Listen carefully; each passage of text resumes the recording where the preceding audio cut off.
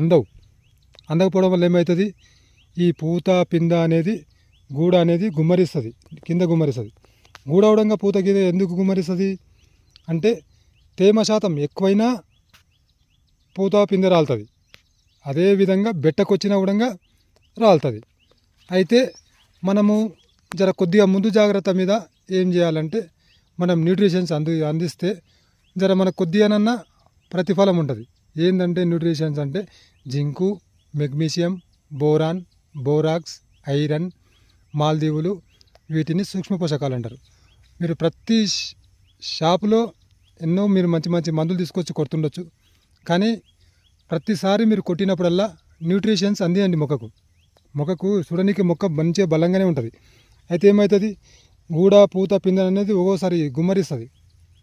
ఈ గుమ్మరించినప్పుడు ఏమవుతుంది, మనకు చాలా నష్టపోవాల్సిన పరిస్థితి ఏర్పడుతుంది.